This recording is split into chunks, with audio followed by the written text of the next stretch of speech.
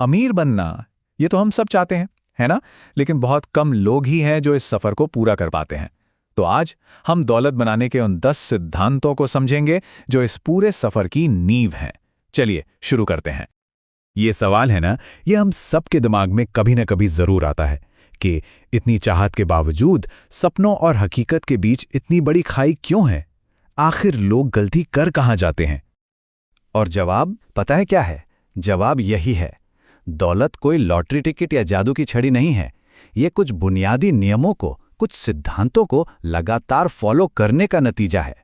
सफलता उन्हें मिलती है जो इसकी कीमत चुकाने को तैयार हैं, ना कि उन्हें जो रातों रात अमीर बनने के शॉर्टकट ढूंढते रहते हैं। तो ये सफर शुरू होता है ये समझने से कि असल में प्रॉब्लम क्या है, क्यों ज्यादातर लोगों के सपने बस सपने ही बनकर रह जाते हैं। सोचिए जरा, हमें स्कूल में हिस्ट्री, ज्योग्राफी सब कुछ पढ़ाते हैं, लेकिन मनी मैनेजमेंट वो कोई नहीं सिखाता। इसी वजह से पर्सनल फाइनेंस ज्यादातर लोगों के लिए एक अनजान इलाका जैसा है। वे अमीर बनने के सपने तो देखते हैं, लेकिन उस सपने को हकीकत में बदलने के लिए जो काम करना पड़ता है, जो कदम उठाने पड़ते हैं, वो नहीं उठाते।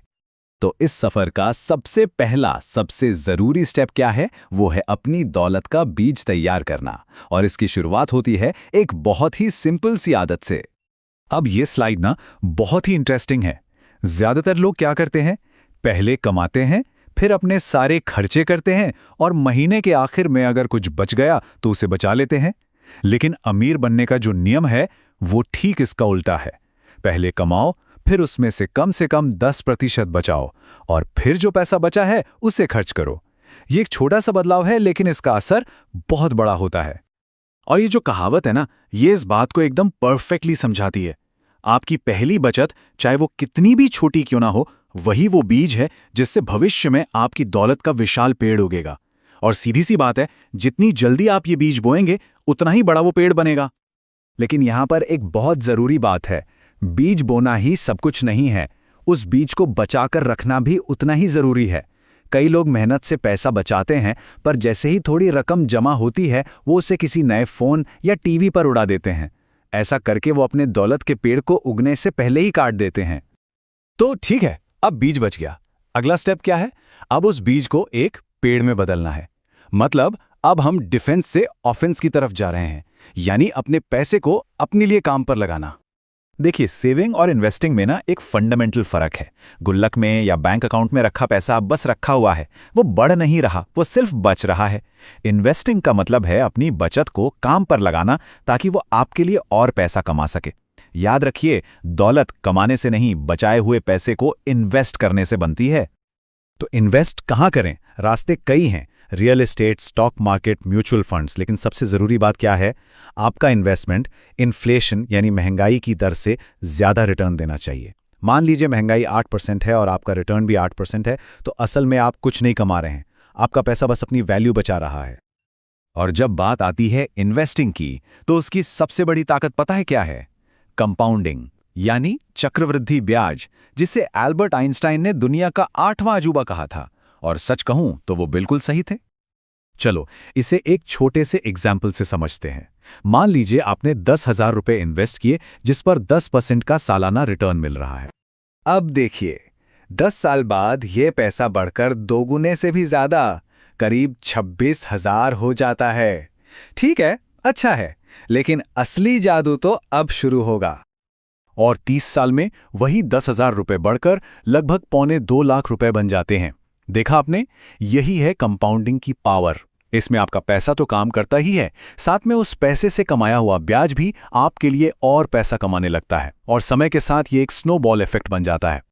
तो अब आपका पेड़ तो बढ़ने लगा है, लेकिन अब जरूरी है कि आप पूरे बगीचे, मतलब अपने पूरे फाइनेंशियल सिस्टम को मैनेज करना सीखें, वो भी डिसिप्लिन के साथ।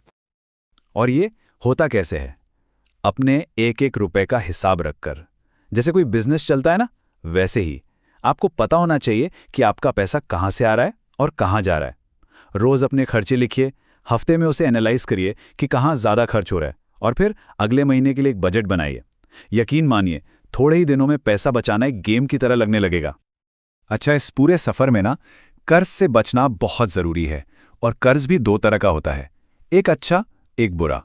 बुरा कर्ज वो है जो आप ऐसी चीज़ों के लिए लेते हैं जो आपकी जेब से पैसा निकालती हैं, जैसे क्रेडिट कार्ड पर महंगा फ़ोन खरीदना। और अच्छा कर्ज वो है जो ऐसी संपत्ति खरीदने में मदद करता है जो आपकी जेब में पैसा डाले, जैसे एक घर खरीदना जिससे किराया आए। लेकिन हाँ, खर्चे कम करने का मतलब ये बिल्कुल नहीं है कि आप कंजूस बन जाएं। 3 जगहें ऐसी हैं जहां कभी भी कटौती नहीं करनी चाहिए: हेल्थ, एजुकेशन और फूड। इन पर किया गया खर्च असल में फ्यूचर के लिए एक इन्वेस्टमेंट है। यहां बचाया गया पैसा आगे चलकर बहुत बड़ा नुकसान करवा सकता है। चलिए, अब इस सफर के सबसे एडवांस स्टेज पर चलते हैं। यहां हम लॉन्ग टर्म विजन और अपनी इनकम बढ़ाने पर फोकस करेंगे। ये एक बहुत बहुत पावरफुल सवाल है। आपकी 9 to 5 जॉब आपके बिल भरती है, लेकिन आपकी दौलत वो आपके शाम 5 बजे से रात 12 बजे के बीच बनती है।